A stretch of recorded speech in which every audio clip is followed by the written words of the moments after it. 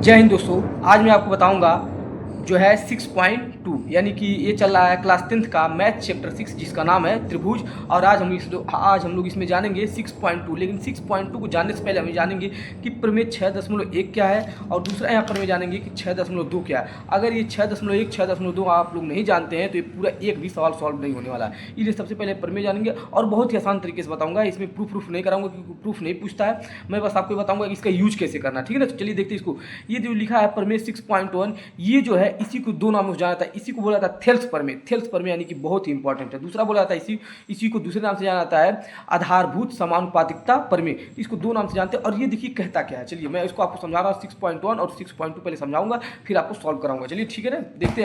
यहाँ पर लिखा गया है, देखिए इसी को थेल्स प्रमेय या इसी को प्रमेय 6.1 या इसी को बोलते हैं आधारभूत समानुपातिकता नियम। तो चलिए इसको देखते हैं कहता क्या है। कहता है कि अगर कोई एक त्रिभुज है, उस त्रिभुज में अगर कोई भी दो रेखाएं क्या है, समांतर है। कोई भी दो रेखाएं समांतर है। यहाँ हम कह सकते हैं कि त्रिभुज ए बी सी में, त्रिभुज ए बी सी में कह रहे हैं कि ये जो है डी ई, जो डी ई है वो समांतर है किसके, बी सी के। अगर ऐसा है, अगर किसी भी त्रिभुज में अगर दो रेखाएं क्या है, त्रिभुज की बात कर रहा हूँ, दो रेखाएं समांतर है, तो हम कह सकते हैं अतः थेल्स प्रमेय से, थेल्स प्रमेय से कह सकते हैं कि इतना मतलब ए डी बटे में डी बी बराबर ए ई बटे में ई सी। मतलब इनके भुजाओं का अनुपात क्या होगा, समान होगा। यही आपको बस याद रखना। अगर हम देखेंगे कोई भी त्रिभुज दिया रहेगा तो किसी भी त्रिभुज में अगर दो रेखाएं क्या है, समांतर है, तो कहेंगे इनके भुजाओं का अनुपात क्या होगा, समान होगा। जैसे मतलब इतना बटे में इतना, फिर इतना बटे में इतना, देखिए इनके भुजाओं का अनुपात क्या है, समान है ना। बस यही आपको याद रखना। बस ध्यान में रखिएगा कि एक त्रिभुज है, त्रिभुज में दो रेखाएं क्या है, समांतर है, तो कह देंगे इनके भुजाओं का जो अनुपात होगा वो क्या होगा, समान होगा। यही बस आपको याद रखना, ये बहुत जरूरी है, ठीक है ना। अब आगे देखिए अगला थेल्स प्रमेय का विलोम। थेल्स प्रमेय का विलोम इसी का उल्टा है क्योंकि विलोम लिखा है।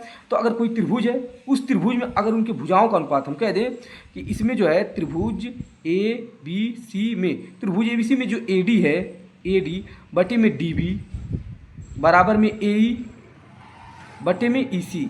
मतलब कि उनकी भुजाओं का अनुपात क्या है, बराबर है। तो उनके अगर भुजाओं का अनुपात बराबर है तो हम कह सकते हैं थेल्स प्रमेय के विलोम से हम कह सकते हैं, लिख दीजिएगा, थेल्स प्रमेय के विलोम से हम कह सकते हैं कि ये रेखाएं जो है डी ई ये समांतर हो जाएंगे किसके, बी सी के। तो ये देखिए जो है थेल्स प्रमेय का विलोम है। यहाँ पर देखिए अगर दोनों को मैच कराएंगे तो यहाँ पर रेखाएं समांतर थी तब उसका अनुपात बराबर था, यहाँ पर उनका अनुपात बराबर है तब वो रेखाएं क्या है, समांतर है। तो ये एक दूसरे को उल्टे होते हैं। तो हर बार हम लोग यही यूज करेंगे, त्रिभुज एबीसी में अगर उनका भुजाओं का अनुपात समान होगा तो लिखेंगे थेल्स प्रमेय के विलोम से। यहाँ लिखना पड़ेगा थेल्स प्रमेय के विलोम से, फिर ये दिखाएंगे। और यहाँ मैंने आपको प्रॉपर लिख के दिखाया हूँ। तो ये दो बातें आपको ध्यान में रखिए। अब देखिए यहाँ पर आपको मैंने दोनों प्रमेय 6.1 और 6.2 को जो बताया हूँ, अब यहाँ पर देखिए आप लोग, यहाँ पर एग्जाम्पल भी बहुत सारे हैं लेकिन एग्जाम्पल को मैं सारे एक साथ कराऊंगा, ठीक है ना। जितने भी एग्जाम्पल है एक भी छोड़ूंगा नहीं क्योंकि पेपर में सारे पूछे जाते हैं। देखिए यहाँ पर हम लोग सवाल जो है यहाँ से स्टार्ट करेंगे सॉल्व करना 6.2। यहाँ पर देखिए मैं क्वेश्चन आपको बता दे रहा हूँ, उस पर सॉल्व करूंगा। देखिए आकृति कह रहा है 6.17 में कह रहा है पहला और दूसरा में कह रहा है डी और बी सी क्या है, समांतर है। डी जो है वो बी सी के समांतर है। तो पहले में ई सी ज्ञात करना, देखिए यहाँ पर ई सी नहीं है, ई सी ज्ञात करना है, ठीक है ना। और दूसरे में देखिए, दूसरे में क्या ज्ञात करना, कह रहा है ए डी ज्ञात कीजिए। दूसरे में कहाँ है, ए डी, देखिए यहाँ ए डी ज्ञात करना है। तो आपकी इतनी बातें ध्यान में रखनी है, यानी दो चीज़ हमको यहाँ ज्ञात करना है। तो चलिए देखिए इसको कैसे सॉल्व करते हैं। अब आपको देखिए यहाँ पहले उसने एक चीज़ दे दिया, देखिए यहाँ ध्यान से देखिए, कह रहा है डी ई जो है वो बी सी के बराबर है, मतलब समांतर है दोनों। जो डी ई है वो बी सी के समांतर है। और जब डी जो दे रेखाएं समांतर होती है, थेल्स प्रमेय का यूज होगा। तो देखिए कैसे थेल्स प्रमेय का यूज करना, चलिए सीखते हैं। तो पहला क्वेश्चन आप लोग देख लीजिए। अब इसी को मैं सॉल्व कर रहा हूँ, ठीक है ना। देख लीजिए ये चित्र मैंने यहाँ पर बनाया हुआ और देखिए सॉल्व कैसे करना है। तो देखिए यहाँ पर जो है ये पहले उसने बोला था, इसने पहले ही बोल दिया इसमें। देखिए हम लिखे भी हैं डी जो बी सी समांतर था, जब डी जो है यहाँ बी सी समांतर है, अतः थेल्स प्रमेय हम लगा सकते हैं। अतः यहाँ अतः ऐसे लिखाएगा, अतः थेल्स प्रमेय से। थेल्स प्रमेय क्या कहता है, ए डी बटे में डी बी। तो देखिए ए डी का मान निकाल लें, अगर ए डी का मान अब ये बराबर होना चाहिए किसके, ए के, ए ई बटे में ई सी। अब देखिए ए डी का मान जो है 1.5 है और डी बी का मान 3 है, इक्वल में ए ई का मान देखिए 1 दिया था, इसलिए मैं वहाँ 1 रख रहा हूँ, ठीक है ना। बटे में इसका ई सी का मान नहीं दिया था, इसी रख दीजिए। अब आपको पता है कि अगर मैं क्या करूँ, इसका पॉइंट हटाऊंगा तो यहाँ बटे लग जाएगा, तो हो जाएगा 15/30 इक्वल टू यहाँ 1/EC। अब इसका क्रॉस यहाँ कर देंगे, अगर इसका क्रॉस यहाँ मल्टीप्लाई करेंगे तो हो जाएगा EC, यानी 15 EC हो जाएगा। इसका गुणा इसमें करेंगे 30 हो जाएगा। यहाँ जब EC का मान हम लोग निकालेंगे EC, तो ये 15 कहाँ जाएगा, इसके नीचे आएगा, तो हो जाएगा 15। और इसको काटेंगे तो कितना आएगा, 2 सेंटीमीटर, यानी EC का मान कितना रहेगा, 2 सेंटीमीटर। देखिए थेल्सपर्मी का विलोम कितना काम कर रहा है। यहाँ पर देखिए, यहाँ भी वही चीज़ बोला कि दोनों रेखाएं समांतर, तो हम कहेंगे जो DE है वो समांतर है किसके, BC के। जब BC के, अतः हम क्या लगा सकते हैं यहाँ, अतः थेल्स प्रमेय से थेल्स प्रमेय क्या कहता है, AD बटे में DB इक्वल में AE बटे में EC। अब यहाँ पर देखिए AD का मान यहाँ नहीं दिया, यही ज्ञात करना है, तो AD यहाँ मैंने ले दिया। DB का मान 7.2 दिया है, 7.2 सेंटीमीटर, देख लीजिएगा बुक में आप लोग। इसका मान जो है AE का मान देखिए 1.8 दिया है, इसका मान जो है 5.4 दिया है। AD पूछा था, तो देखिए यहाँ दशमलव पूरा खत्म हो जाएगा। यहाँ पर देखिए क्या बचेगा, यहाँ बच जाएगा AD बटे में 7.2 बराबर में यहाँ से दशमलव पूरा खत्म हो जाएगा, दशमलव क्या हो जाएगा, एक अंक पे यहाँ भी, एक अंक पे यहाँ भी, तो खत्म हो जाएगा। तो यहाँ 18 बचेगा, 18 काटेंगे, 18 का नाम 18, 18 से 18 3 54, इसका मल्टीप्लाई यहाँ करेंगे तो 3AD हो जाएगा, और इसका मल्टीप्लाई यहाँ करेंगे तो 7.2 का नाम 7.2 ही होगा। अब यहाँ देखिए AD का मान निकालना है, तो AD बटे में 7, यानी यहाँ 72, ये 3 नीचे आएगा। यहाँ जब इसका दशमलव हटा दिया, मैं डायरेक्ट 0 यहाँ लिख दिया। अब इसको जब मैं काटूंगा तो देखिए ध्यान समझिएगा, इसको जब काटूंगा 3 से काटेंगे, 3 दूना 6 हो जाएगा, 3 दूना 6। अब एक हाथ से इसको देगा तो हो जाएगा 12, 3 चौका 12। अब बटे में देखिए यहाँ 3 एक अंक 3 और 0 लगाए, और जब एक 0 है तो एक अंक पहले दशमलव लगा देंगे, यानी AD बराबर कितना हो जाएगा, AD बराबर हो जाएगा 2.4 सेंटीमीटर। इसका मतलब यहाँ पर भराएगा 2.4 सेंटीमीटर। ये था 2 सवाल इस पर जो मैंने आपको लगा दिया। अब देखिए आगे देखिए तीसरा सवाल। तीसरा जो यहाँ पर लिखा है, देख लीजिए, मैं यहाँ चित्र जो है, ये चित्र इसका है, यहाँ नाम लिखा है दूसरा का। इसमें देखिए दूसरे में बोला है कि यहाँ पर ये इतने देखिए 3 पार्ट दिए इसमें, और इसमें कहा है त्रिभुज PQR एक बनाना है, ठीक है ना। और कह रहा है उसमें भुजाओं PQ और RS पर क्रमशः बिंदु E और F स्थित हैं। निम्नलिखित के प्रत्येक स्थिति के लिए बताइए कि क्या EF जो है वो क्या समांतर है QR के। मतलब यहाँ पर मैं आपको समझा दे रहा हूँ, जो EF है वो समांतर होना चाहिए QR के। ऐसा तभी होगा जब उनकी भुजाओं का अनुपात क्या होगा, यानी भुजाओं का अनुपात समान होगा, तो कहेंगे EF जो है समांतर है QR के। चलिए देखते हैं। तो देखिए क्वेश्चन आप लोग मिला सकते हैं कि ये दूसरा का मैं पहले लगाने जा रहा हूँ। P बराबर 3.9 सेंटीमीटर, EQ बराबर 3 सेंटीमीटर, PF बराबर 3.6 सेंटीमीटर और FR बराबर 2.4 सेंटीमीटर। इसका चित्र बनाना पड़ेगा, मैं बता रहा हूँ कैसे बनाना है और कैसे इसको सॉल्व करना है ये भी बताऊँगा, ठीक है ना। तो देखिए यहाँ पर ये चित्र हो गया PQR, और कह रहा है PQ और PR पर क्रमशः E और F क्या है, स्थित है। यहाँ पर देखिए इसका मान कितना दिया है, इसका मान दिया है PE का मान 3.9 दिया सेंटीमीटर रहेगा, ठीक है ना, वो नहीं लिख रहा हूँ। ये हो गया 3 सेंटीमीटर। PF जो दिया है 3.6 सेंटीमीटर और ये दिया 2.4 सेंटीमीटर। अब देखिए यहाँ पर इसने पहले ही बोला था, चित्र में आप लोग देखेंगे कि कह रहा है कि क्या ये समांतर है दोनों रेखाएं। तो समांतर होने के लिए देखिए क्या करना पड़ेगा, समांतर होने के लिए हमको निकालना पड़ेगा PE बटे में EQ। तो देखिए हम क्या निकालें, PE का मान रखिएगा 3.6, अब बटे में EQ का मान अगर 3 रखें, यहाँ दशमलव हटाएंगे तो यहाँ 39 हो जाएगा, यहाँ कितना हो जाएगा 30 हो जाएगा। 3 जो है इसको काट देगा, इसको 3 एक नाम 3 से 3 3 का 9, अब बटे में 3 एक नाम 3 है 0। और जब इसको बताया अभी, जब एक 0 है तो एक अंक के पहले दशमलव, 3 दशमलव इतना सेंटीमीटर आ गया इसका मान, ठीक है ना। अब देखिए इस सारे साइड का निकालेंगे, एक साइड का निकाल लेते हैं, अभी पता चलेगा क्यों ऐसा करते हैं। देखिए PF बटे में FR, तो PF का मान 3.6 दिया है, FR का मान 2.4 दिया है। इसका दशमलव हट जाएगा अपने आप, ठीक है ना, दशमलव कट जाएगा यहाँ।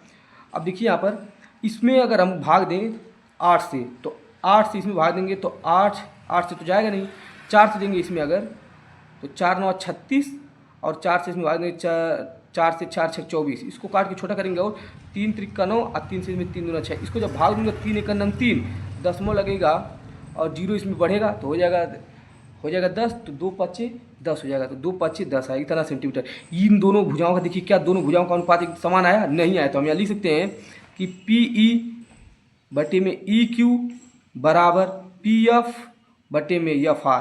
और जब ये दोनों बराबर हैं ही नहीं, जब दोनों बराबर नहीं हैं तो हम ये कह सकते हैं कि इनका जो मतलब वो जो रेखाएं हैं, यहाँ पर जो रेखाएं दिखी थी, यहाँ पर देखिए जो दो रेखाएं हैं EF समांतर QR, ये भी आपस में बराबर नहीं होंगे। ऐसे ही लगा देना रहता है। देखिए समझ में आया क्या बोले? तो पहले हम इस साइड का निकाल लिए हैं, फिर इस साइड का निकाल के देखिए क्या दोनों बराबर नहीं बराबर है। और जब बराबर ही नहीं आया इसका मतलब उनका अनुपात समान नहीं है, तो समानुपात नहीं है, इसका मतलब क्या उनकी दोनों रेखाएं जो होंगी वो समांतर नहीं होगी, तभी ऐसा हुआ है। ठीक है ना? तो ऐसे लगाना इस सवाल को। अगला देख लीजिए, कह रहा है पी बराबर 4 सेंटीमीटर, क्यू ई बराबर 4.5 सेंटीमीटर, पी एफ बराबर 8 सेंटीमीटर और आर एफ बराबर 9 सेंटीमीटर। तो देखिए यहाँ पर मैंने चित्र बना दिया है, देखिए चित्र बना दिया है। फिर यहाँ भी वही चेक करना है, तो चेक कैसे करेंगे? पहले हम लिखेंगे, देखिए यहाँ पर इसको निकालेंगे पहले, पी ई बटे में ई क्यू, तो पहले इसको निकाल लेते हैं। ठीक है ना? तो पी 4 सेंटीमीटर है और ई क्यू जो है 4.5 सेंटीमीटर, इसका दशमलव हटाएंगे तो ऊपर 0 बढ़ जाएगा एक ठो, और ये हो जाएगा इतना।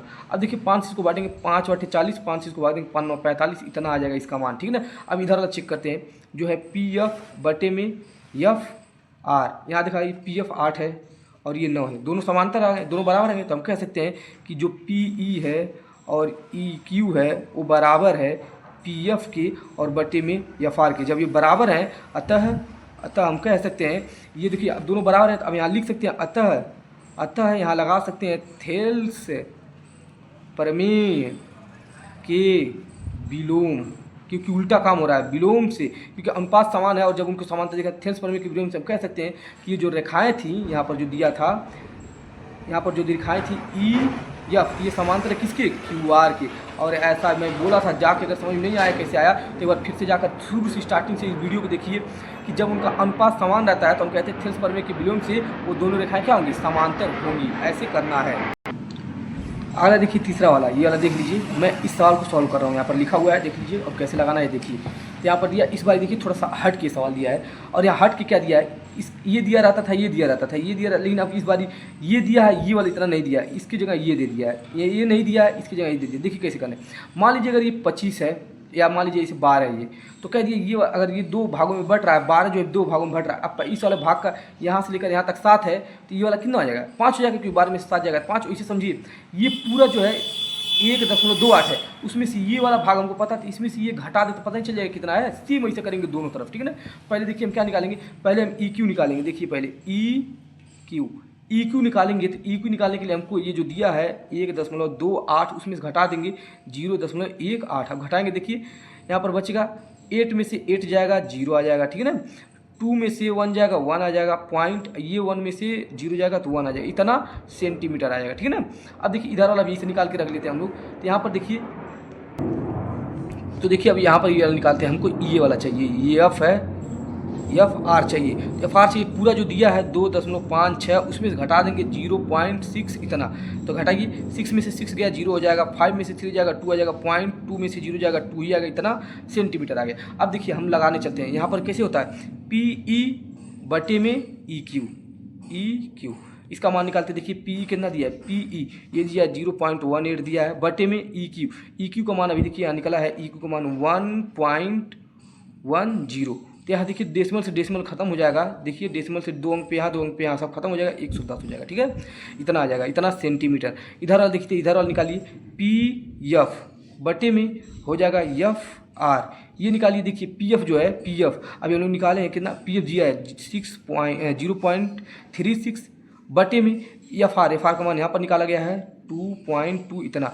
इसको देखिए दशमलव खत्म हो जाएगा, ऊपर बचेगा ये। अब देखिए आगे वाला 0 नहीं लिखा जाता। ठीक है ना? और ये हो जाएगा 220। यहाँ से इसको काट के छोटा करेंगे, 2 से ये 18 बार में कटेगा, 2 से 110 बार में कटेगा, दोनों समान आ गए। इसका मतलब हम ये कह सकते हैं कि पी ई जो है, पी ई बटे में ई क्यू, ये दोनों है बराबर है पी एफ, इनका अनुपात जो है बराबर है एफ आर के अनुपात के। ऐसा है तो हम तक कह सकते हैं अतः प्रमेय के विलोम, अतः हम कह सकते हैं थेल्स प्रमेय के विलोम से, थेल्स प्रमेय के विलोम से हम कह सकते हैं कि जो ई क्यू है, मतलब ये वाला जो रेखा है ई क्यू, ई एफ है, ई एफ वो समांतर है किसके, क्यू आर की। यही जो है प्रूफ करना है। ठीक है? हो जाएगा। आप तो देखिए अगर ये हमने आपको 2 क्वेश्चन करा दिया, तीसरा क्वेश्चन करते हैं, देखते तीसरा क्वेश्चन कैसे लगाना है। देखिए तीसरा क्वेश्चन में आपको दिख रहा होगा, आकृति कह रहा है 6.18। देखिए कौन है 6.18, तो ये वाला है, यानी इस वाले चित्र को बनाना है। तो देखिए ये चित्र दिया है और इसमें कह रहा है कि अगर यल एम आई बराबर है कि समांतर है, एल एम समांतर है सी एम की, ठीक है ना, सी एम की, और जो यल एन समांतर है वो किसके, डी सी के। तो जब समांतर है तो इसका मतलब इसमें थेल्स प्रमेय लगेगा, जाहिर सी बात है।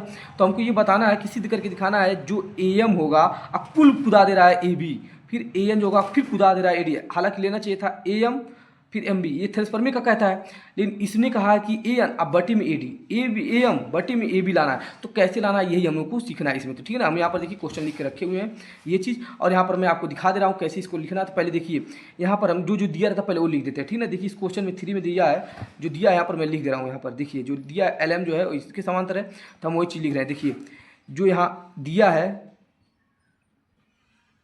जो एल एम है ये वाला एल एम, ये समांतर है बी सी के, ठीक है ना, पहली बात दिया था। दूसरा कह रहा है एल एन जो है वो समांतर है, ऐसे लिया था बी सी, तो यहाँ से लेंगे डी सी, ऐसा हो गया दिया था। और सिद्ध क्या करना है वो भी लिख देते हैं, सिद्ध करना है। तो सिद्ध क्या करना है, देखिए यहाँ पर लिया है, मैं लिख दे रहा हूँ, यहाँ से देख लीजिए, यहाँ पर लिखा है ए एम बटे में ए बी, यानी ए एम बटे में ए बी बराबर होगा ए एन बटे में ए डी, ये हो गया। अब चलिए सिद्ध करते हैं। तो देखिए पहले सिद्ध कैसे करना है, पहले एक इस त्रिभुज को लेंगे ए बी सी में, त्रिभुज ए बी सी में, ए बी सी में देखिए ए बी सी में एल एम जो है, एल एम ये समांतर किसके, एल एम सी बी के, आगे पीछे लिख सकते हो, इससे कोई फर्क नहीं पड़ता, बी सी सी डी एक ही बात है। तो ये दिया है, अतः हम थेल्स में लगा सकते हैं, क्योंकि दो रेखाएं समांतर है तो लगा सकते हैं। अतः थेल्स प्रमेय से, थेल्स प्रमेय का विलोम नहीं है, ठीक है ना। तो थेल्स प्रमेय क्या कहता है, देखिए ए एम चाहे इधर से आइए ऐसे, तो इधर से अगर यहाँ से आएंगे तो इस वाले में भी इधर से ऐसे आना, इधर से जा रहे हैं तो ऐसे इस वाले में भी जा रहे हैं। तो हम लिख रहे हैं ए एम, ठीक है, ए एम देख सकते हैं ए एम एम बी, तो ए एम बटे में क्या हो जाएगा, ए एम बटे में एम बी हो जाएगा। फिर बराबर क्या होगा, देखिए यहाँ से इधर से जाएंगे ए एल बटे में एल सी, ए एल बटे में एल सी, समीकरण 1 नाम की, देखिए इसको छोड़ देंगे। अब त्रिभुज इस वाले में लेंगे ए सी डी में, त्रिभुज ए सी डी में, ए सी डी में देखिए क्या कह दिया है, कह रहा है कि जो एल एन है वो सी डी के समांतर है, जो एल एन है समांतर है किसके, सी डी के। अतः हम यहाँ क्या लगा सकते हैं, अतः थेल्स प्रमेय के, थेल्स प्रमेय से, अतः थेल्स प्रमेय से। तो थेल्स प्रमेय क्या कहता है, देखिए अब थेल्स प्रमेय कहता है कि ए एल बटे में एल सी, या ऐसे कह सकते हैं ए एन बटे में एन डी, ए एन बटे में एन डी बराबर में, यहाँ देखिए ए एल बटे में एल सी, ए एल बटे में एल सी, इसको समीकरण 2 मान लें। अब ध्यान से देखिए लेफ्ट हैंड साइड क्या है, राइट हैंड साइड बराबर है, तो समीकरण 1 और समीकरण 2 से कह सकते हैं कि लेफ्ट हैंड साइड भी क्या हो जाएंगे बराबर। समीकरण 1 व 2 से हम कह सकते हैं कि राइट हैंड साइड बराबर, तो लेफ्ट हैंड साइड ये दोनों क्या हो जाएंगे, बराबर हो जाएंगे, यानी ए एम बटे में एम बी बराबर ए एन बटे में एन डी, ये हो जाएगा। अब देखिए यहाँ पर हमको तो लाना था ये, लाना था हमको ये वाला, ऊपर वाला तो आ गया है, देखिए ऊपर वाला यहाँ पर दोनों मैच कर रहा है, ए एम ए एन, देखिए ध्यान से मिला लीजिए, यहाँ पर ए एम है, यहाँ भी ए एम है, यहाँ ए एन है, यहाँ भी ए एन है, लेकिन नीचे वाला नहीं मैच कर रहा है। तो नीचे वाला क्या है, ए एम बी आ गया, ए एम बी ये छोटा वाला, लेकिन हमको पूरा इतना चाहिए। इसका मतलब कहीं से किसी जुगाड़ से अगर ए एम प्लस का एम बी ला दे तो दोनों जुड़ के ए बी बनेंगे नहीं, तो यही दिमाग लाना। देखिए दिमाग कैसे लगाना है, यहाँ पर लिखेंगे दोनों तरफ एक जोड़ने पर, तो देखिए दोनों तरफ एक जोड़ेंगे तो क्या होगा, एक तरफ यहाँ जोड़ेंगे तो ए एम बटे में एम बी प्लस का एक जोड़ दिया, यहाँ पर हो जाएगा ए एन बटे में एन डी प्लस का एक जोड़ दिया। अब आपको लसमस वाला तरीके से इधर क्रॉस मल्टीप्लाई कर दिया, लसमस लिख करिए जैसे करते हैं, बटे में एक मान के लसमस लिख करिए, हम तो ऐसे करते हैं। एम बी एक अन्नम एम बी, तो पहले से ए एम था, ए एम प्लस का एम बी एक अन्नम एम बी, बटे में क्या हो जाएगा, ए एम है एम बी है तो एम बी, फिर बराबर ये हो जाएगा ए एन, इसका गुणा यहाँ कर देंगे तो एन डी, और बटे में क्या हो जाएगा एन डी, ये हो गया। अब देखिए ध्यान से अगर देखेंगे ना तो ए एम प्लस का M B, A M plus का एम बी दोनों मिलकर आखिर ए बी बनेंगे नहीं, ऐसा हो जाएगा ए एन प्लस का एन डी, देखिए यहाँ भैया आया है, तो दोनों मिलकर क्या बन जाएंगे, ये दोनों मिलकर क्या बनेंगे, ए डी बन जाएंगे। तो यहाँ इस पूरे के जगह क्या रख सकते हैं, ए बी रख सकते हैं, ए बी बटे में इस पूरे के जगह तो एम बी रहबा करेगा एम बी, फिर बराबर इस पूरे क्या लिख सकते हैं, इस पूरे को लिख सकते हैं, देखिए ए एन बटे में एन डी है तो पूरे की ए डी नहीं लिख सकते हैं, तो ये लिख देंगे यहाँ पर ए डी, अब बटे में कौन है, बटे में एन डी है तो एन डी रहेगा। अब देखिए ये आंसर आया नहीं, ऊपर हमको लाना था एम बी, यहाँ देखिए यहाँ क्या लाना है ए एम, सॉरी देखिए एक मिनट रुक जाइए, यहाँ पर देखिए थोड़ा सा मिस्टेक हो गया है। क्या मिस्टेक हो गया, जब समीकरण 1 और 2 लाए हैं तो यहाँ पर आ गया है, हमको देखिए जो चीज़ आ गया रहता है, देखिए जैसे कहने का मतलब ए एम है ए एन है, AM है AN है, ये दोनों आ गए, बस नीचे वाला नहीं आया है। तो नीचे वाला नहीं आया है तो जो चीज़ बचाना रहता है, जैसे AM आ गया तो इसको बचाना है ना, तो जो चीज़ को बचाना, इसको मैं यहाँ कट कर रहा हूँ ये वाला, ठीक है ना। जिसको बचाना है उसको नीचे कर लेते हैं। तो देखिए हमको क्या बचाना है, AM आया है AN आया, इसको बचाना, इसको नीचे करेंगे। नीचे करने का तरीका क्या होता है, व्युत्क्रम करने पर। तो हम लिखेंगे यहाँ पर, देखिए क्या करेंगे, लिखेंगे व्युत्क्रम करने पर, व्युत्क्रम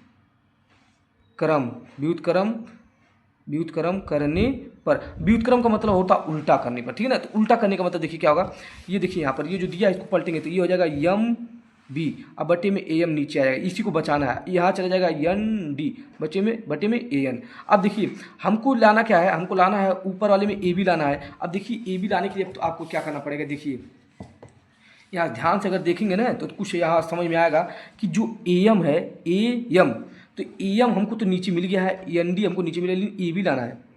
AB कैसे है, कब आएगा, जब AM को और MB को जोड़ेंगे तो दोनों मिलके AB बनेंगे। तो हम वही काम करने वाले, लिखेंगे दोनों तरफ एक जोड़ने पर, दोनों तरफ एक जोड़ने पर। तो दोनों तरफ चलिए एक जोड़ते हैं, देखिए दोनों तरफ एक जोड़ेंगे तो हो जाएगा MB बटे में AM बराबर में यहाँ +1 जोड़ देना है, ND बटे में AN +1 जोड़ देंगे। अब देखिए यहाँ पर इसको मल्टीप्लाई यहाँ कर देंगे तो हो जाएगा MB प्लस का AM बटे में AM, ये हो जाएगा। यहाँ पर गुणा करेंगे तो ND प्लस का AN बटे में AN हो जाएगा। ये मल्टीप्लाई करके ऐसा किया हूँ मैं, ठीक है ना। अब ये दोनों देखिए, यहाँ ध्यान से देखिए, ये देखिए ऐसे लिखा है MA, बात एक ही है, देखिए ध्यान से AM, तो यहाँ AM लिखाया, अब प्लस MB, तो दोनों मिलकर AB तो बनेगा, आगे पीछे लिखा कोई दिक्कत नहीं है, ये दोनों मिलकर क्या बनेंगे, AB ही बनेंगे, AB। अब बटे में AM है ही। यहाँ पर देखिए इन दोनों मिलके जब मिलेंगे क्या बनेंगे, ND, अब फिर AN है, दोनों मिलके क्या बनाएंगे, तो दोनों मिलके बनाएंगे क्या, AD बनाएंगे, अब बटे में AN। लेकिन हमको तो ऊपर चाहिए, देखिए सिद्ध में क्या करना था, सिद्ध में करना था AM ऊपर चाहिए, लेकिन यहाँ तो AM नीचे है, AN नीचे, तो हम क्या करेंगे, फिर व्युत्क्रम करेंगे, लिखेंगे व्युत्क्रम का मतलब होता है उल्टा, ठीक है ना, व्युत्क्रम करने पर। तो व्युत्क्रम कर दिए, AM ऊपर चला जाएगा, AB कहाँ आ जाएगा, नीचे आ जाएगा। यहाँ पर देखिए AN ऊपर चला जाएगा और AD कहाँ आ जाएगा, नीचे आ जाएगा। देखिए यही प्रूफ करना था हमको, ध्यान से देख लीजिए, मिला लीजिए, यही चीज़ हमको प्रूफ करना था। ये थोड़ा सा बड़ा है लेकिन अच्छा सॉल्व करने का तरीका जो है सही रहेगा। देखिए मिला लीजिए, दोनों हमको वही लाना था और वही आ गया। ऐसे ही सॉल्व करना, देख लीजिए, ये यहाँ से ऐसे करके सवाल जो था यहाँ से ऐसे करते यहाँ तक गया था, ये रॉन्ग हो गया है। फिर यहाँ पर देखिए यहाँ से ऐसे करके आना है और यहाँ तक हो जाना है, ये सवाल ऐसे हो जाएगा तीसरा वाला, ठीक है ना। चौथा वाला देख लीजिए, चौथा का चित्र मैंने यहाँ बना दिया, क्वेश्चन आपको दिखा दे रहा हूँ। तो चौथा क्वेश्चन आप लोग देख सकते हैं, ये दिया है चौथा क्वेश्चन और इसकी आकृति भी दिया है 6.19 और ये हमको सिद्ध करके दिखाना है, जैसा कि एकदम सेम मैं वही क्वेश्चन यहाँ पर दिखाया हूँ आपको। देख लीजिए 6.9 और चित्र ऐसे है। अब इसमें हमको लगाना है, देखिए पहले हम क्या करेंगे, ये आपको त्रिभुज दिया, पहले जो दिया है मैं वहाँ पर लिख दे रहा हूँ। देखिए यहाँ पर दिया है DE, दिया है जो DE समांतर है AC के, ठीक है ना। दूसरा क्या दिया है, जो DF है वो समांतर है AE के, ठीक है ना। सिद्ध करना है कि जो यहाँ पर देखिए BF बटे में FE बराबर में जो BE है बराबर बटे में दिया है EC, ये चीज़ हमको सिद्ध करके दिखाना, ये चीज़ आप नोट कर लीजिए। अब मैं सिद्ध कैसे करना ये बस दिखाऊंगा, ठीक है ना। तो चलिए सिद्ध करते हैं, इसको कैसे करना है। तो देखिए हम पहले आप चित्र देखते रहिएगा, ये चित्र दिया है ना, ये चित्र दिया, देखिए इसमें दो रेखाएं समांतर जब होंगी तभी लगा। ये बड़ा वाला त्रिभुज देखिए, इस बड़े वाले त्रिभुज को, इस बड़े वाले त्रिभुज में देखिए ये दोनों रेखाएं समांतर है, इसका मतलब हम त्रिभुज ABC वाला पूरा ले सकते हैं। तो पहले इस त्रिभुज के लेंगे त्रिभुज ABC में ध्यान से देखिए, जो DE है DE वो समांतर किसके, AC के, AC। जब ऐसा हो गया तो हम अतः थेल्स प्रमेय के विलोम से हम कह सकते हैं ना, ये समांतर दिया है, अतः थेल्स प्रमेय से ऐसा दिया जाता है, थेल्स प्रमेय लगाते हैं, ठीक है ना। थेल्स प्रमेय विलोम नहीं लगाते। तो थेल्स, अब यहाँ थेल्स प्रमेय क्या कहता है, जब इस बड़े त्रिभुज की बात की तो हम ले सकते हैं AD, ये लिख लेंगे यहाँ AD, ठीक है। यहाँ पर देखिए AD हो जाएगा, मैं यहाँ लगा रहा हूँ, ठीक है ना, AD। अब बटे में क्या हो जाएगा DB, तो DB मैंने लिख दिया। फिर बराबर में उधर देखिए, अब इस वाले त्रिभुज में यहाँ पर मैंने लिया था बड़ा त्रिभुज, तो बड़ा त्रिभुज में ऐसे लिया था, ऐसे यहाँ बड़े त्रिभुज में ऐसे लेंगे। देखिए ये रेखा समांतर थी, ये वाला पॉइंट लेना था EC, यानी कि CE या EC भी लिख सकते हैं, और बटे में EF या EB लिख सकते हैं, बी हो गया, ये समीकरण 1 नाम दे देंगे, ठीक है ना। अब देखिए इस छोटे त्रिभुज में, देखिए इस छोटे त्रिभुज में, इसमें इस वाले त्रिभुज में देखेंगे ये दोनों रेखाएं समान, इसलिए यहाँ भी थेल्स पर में लगा सकते हैं। तो लिखेंगे त्रिभुज ए बी ई में, त्रिभुज ए बी ई में, और ई बी में क्या कह रहा है कि जो यहाँ पर आपको दिख रहा होगा जो ई डी है यानी डी एफ है वो समांतर है किसके, ए ई के, ठीक है ना, ये चीज़। अतः इसमें हम क्या लगा सकते हैं थेल्स पर में, अतः गलत लिखा जा रहा है ये, अतः यह अतः लिखा है, ठीक है ना, अतः थेल्स प्रमेय, थेल्स प्रमेय से। अब थेल्स प्रमेय क्या कहता है, जब ये छोटा लिया तो देखिए ध्यान से, छोटा वाला ए डी बटे में डी बी ई एफ बटे में, देखिए ये लिए E F I F B हो जाएगा, यानी एफ बी यानी बी एफ, वही बात है, ठीक है ना। अब देखिए ध्यान से, अगर थोड़ा सा ध्यान देखिए, यहाँ पर देखिए दोनों लेफ्ट हैंड साइड क्या है, बराबर है, इसको समीकरण 2 नाम दीजिए। तो लेफ्ट हैंड साइड बराबर, तो लिखेंगे समीकरण, कितना गलत हो रहा है, समीकरण 1 व 2 से, समीकरण 1 और 2 से कैसे थे, जब लेफ्ट हैंड साइड बराबर तो राइट हैंड साइड क्या आ जाएंगे, बराबर हो जाएंगे। और यहाँ पर देखिए अगर ध्यान से देखेंगे ना तो इसमें प्रूफ क्या करना था, ये देख लीजिए पहले। यहाँ पर प्रूफ करना था बी एफ, और यहाँ पर देखिए जो है बी एफ यहाँ पर आ गया है। तो समीकरण 1 और 2 से लिखेंगे, यहाँ पर देखिए सी ई बटे में कितना है ई बी, बराबर में ये वाला लिखेंगे ई एफ बटे में एफ बी। लेकिन यहाँ तो कुछ मैच नहीं कर रहा है, आंसर ही नहीं मैच कर रहा है। देखिए एकदम बिल्कुल ये अलग है, ये अलग है। लेकिन मेरे पास थोड़ा सा आइडिया है कि ध्यान से देखिए क्या है, यहाँ पर बी ई है और यहाँ पर देखिए कहाँ है बी ई, बी उल्टा लिखा गया है, यानी सब चीज़ें क्या है बस उल्टा भरे है, वही चीज़ लेकिन है वही, लेकिन आंसर उतना फिर भी नहीं है। तो क्या करिए, ध्यान से देखिए, ऊपर आना है बी एफ और कहीं ऊपर बी एफ नहीं, तो दोनों को पलट दीजिए। तो देखिए ध्यान से लिखेंगे व्युत्क्रम करने पर, अब सही से लिखूंगा, व्युत्क्रम करने पर, तो व्युत्क्रम करने पर ये लिखा है, ठीक है ना। व्युत्क्रम करेंगे तो ये उल्टा आ जाएगा, मतलब ये उल्टा है। अब देखिए मैं इसको इधर लिखूंगा क्योंकि इस तरीके लिखना, तो यहाँ बी पहले था तो बी लिखूंगा, बाद में एफ लिखूंगा, बट ठीक है ना, एफ ई देखिए अब मैच कर रहा है। ऐसे ई वाला ऊपर जाएगा तो हो जाएगा बी, और ई मैं इधर लिखूंगा, हाई आ जाएगा नीचे तो ई और सी। ध्यान से देखिए मैं क्या किया हूँ, इस वाले को मैं ऊपर लिखा हूँ तो बी पहले किया हूँ, एफ को बाद में किया हूँ, ऊपर कर किया हूँ। लेकिन आप चाहे बी एफ लिखिए या एफ बी लिखिए, सेम एक ही बात है, वही चीज़ है, बस उल्टा लिखा गया था और कुछ नहीं है। तो यहाँ पर देखिए ऊपर जाएगा तो मैंने क्या किया, बी इधर कर लिया, एफ उधर, तो ऊपर कर लिया, आई वाले एफ इधर कर लिया, ये नीचे कर लिया। ऐसे ये जब ऊपर जाएगा तो बी ऊपर कर दिया, ई इधर कर दिया, ये इधर। देखिए यही चीज़ हमको प्रूफ करना था। अब देखिए मैच कर रहा है नहीं यहाँ से, ठीक है ना। यहाँ पर देखिए इसमें कुल 10 क्वेश्चन है, तो 10 क्वेश्चन में से मैं आपको आज 5 कराऊंगा और 5 जो है नेक्स्ट वीडियो में कराऊंगा, क्योंकि वीडियो बहुत लंबा हो जा रहा है, ठीक है ना। तो यहाँ पर देख लीजिए 50 क्वेश्चन है और यहाँ पर चित्र यहाँ बना हुआ है, देख लीजिए मैच कर रहा लीजिए। यहाँ पर देखिए वही चीज़ लिखा गया, इतना और इतना। इसमें देख लीजिए पहले दिया क्या है, 50 क्वेश्चन में कह रहा है कि जो डी ई है, डी ई ये कह रहा है समांतर है ओ क्यू के। दूसरा कह रहा है जो डी एफ है वो समांतर है किसके, ओ आर के। तो हमको दर्शाना क्या है, यानी सिद्ध करना है। सिद्ध क्या करना है, देखिए यहाँ पर दिया है ई एफ समांतर है क्यू आर के, ये चीज़ हमको प्रूफ करके दिखाना है। तो देखिए इसमें लगाना क्या, एक बार देखिए समांतर कहाँ दिख रहा है, रेखाएं, तो ये रेखा यहाँ पर गया है और ये रेखा ऐसे गया। ध्यान से देखिए इन दोनों समांतर है, इस वाले इसमें देखिए, इसमें और इसमें, यही दो त्रिभुज ऐसे है, मतलब ये त्रिभुज जो है इस वाले त्रिभुज में ये दोनों रेखाएं समांतर यहाँ थेल्स पर में लग सकता है, इस रेखा में ये वाला लग सकता है, इसलिए इसमें देखो दो रेखाएं इस त्रिभुज में, इसलिए ये भी क्या है लग सकता है थेल्स पर। तब पहले लिखेंगे पी ओ क्यू में, लिखेंगे पी क्यू ओ में, त्रिभुज पी क्यू ओ में। अब देखिए यहाँ पर दो रेखाएं जो है ई और डी, ये समांतर है किसके, ई डी, तो क्यू ओ लिख सकते हैं, आगे पीछे उससे मत फर्क पड़िएगा, ठीक है ना, ऐसे है। अब देखिए हम इसको लिखेंगे कैसे, तो जिस हिसाब से सिद्ध करना था यहाँ पर देखिए उल्टा लगाना पड़ेगा, क्योंकि कह रहा है कि इस बार उनका अनुपात जब समान होगा तभी नहीं होंगे, यानी उनका अनुपात समान होगा तभी वो रेखाएं समांतर होती हैं। तो लिखेंगे क्या, देखिए पी ई बटे में ई क्यू, यहाँ पर लीजिए थेल्स प्रमेय से, ठीक है ना, क्योंकि थेल्स प्रमेय लिखना भूल गया, थेल्स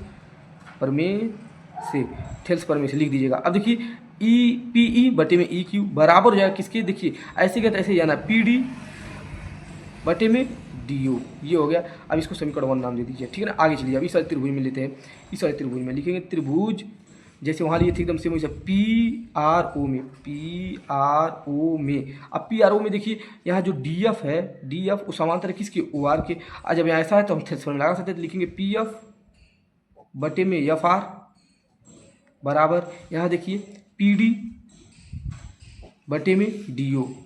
अब ध्यान से देखिए यहाँ पर इस समीकरण 1 और इस समीकरण 2, यहाँ देखिए दोनों पक्ष बराबर हैं, तो समीकरण 1 और 2 से कह सकते हैं कि राइट हैंड साइड बराबर, तो लेफ्ट हैंड साइड क्या हो जाएंगे बराबर। समीकरण 1 व 2 से देखिए ये left hand side right hand side क्या है बराबर, तो लेफ्ट हैंड साइड क्या हो जाएंगे बराबर हो जाएंगे, यानी पी ई बटे में ई क्यू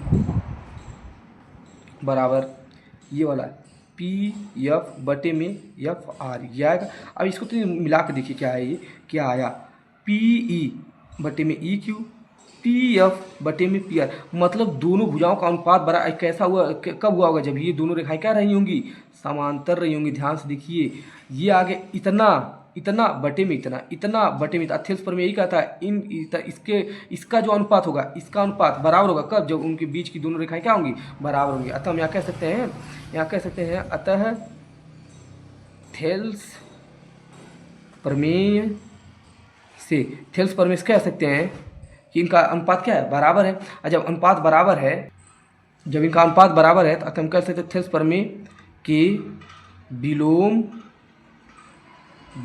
से, थेल्स प्रमेय के विलोम से हम कह सकते हैं जब उनका अनुपात बराबर रहते हैं, उनके बीच की दो त्रिभुज होगा, उनके बीच की दोनों रेखाएं क्या होंगी समांतर रही होंगी, तभी वो बराबर होता है, यानी क्यू आर। ये ऐसे सॉल्व करना था, ये हो गया सॉल्व, ठीक है ना। तो सारा सवाल जो मैं ऐसे बताऊंगा। और यहाँ पर देखिए अभी आपको मैंने 5वां क्वेश्चन बताया, अभी 6वां 7वां 8वां 9वां 10वां ये सब बचे हुए हैं, इनको नेक्स्ट वीडियो में कंप्लीट करा देंगे। और एक वीडियो रहेगा उसमें जिसमें सिर्फ क्या रहेंगे एग्जाम्पल रहेंगे। मिलते हैं नेक्स्ट पार्ट में, इस वीडियो में बस इतना ही। तो जय हिंद जय भारत।